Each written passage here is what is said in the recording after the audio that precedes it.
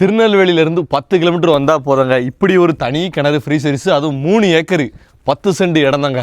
மொத்த பட்ஜெட்டே 63 லட்சம் ரூபா. நேரடி ஓனரு, செட் ரூமு, ஃபுல்லும் தென்னை மரம், என்னென்ன இருக்குதுன்னு பாருங்கள். பார்த்தீங்கன்னா ஸ்விம்மிங் பூல் மாதிரி நீங்களே இறங்கி குளிக்கலாம்.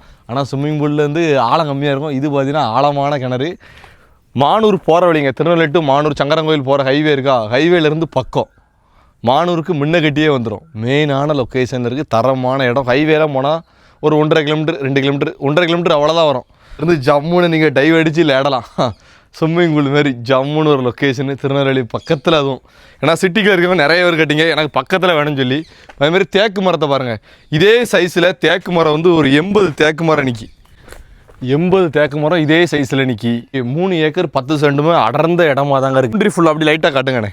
இந்த பவுண்ட்ரி ஃபுல்லும் பார்த்தீங்கன்னா தேக்கு மரம் தாங்க. இந்த மொத்த ரூபாய் தேக்கு மட்டுமே எடுத்துகிறோம். 10-20 வருஷம் ஆகிட்டுனா எப்படி காய்ச்சிருக்குன்னு பார்த்தாலே தெரியும். எல்லாமே இளம் மரம். 180 மரம், 1-2 இல்லை, 180 மரம் இருக்குது. 3 ஏக்கர் 10 சென்ட் சின்ன இடம் தான். மொத்தமே 63 லட்சம் ரூபா. வாங்க, ஓனர் முன்னே குறைக்கும். ஃபைனல் ரேட்டாக சொல்லியிருக்காங்க, அதை தான் போட்டு விட்ருக்கோம். ரேட்டு கொஞ்சம் குறைப்போம், முடிஞ்ச அளவு குறைச்சி.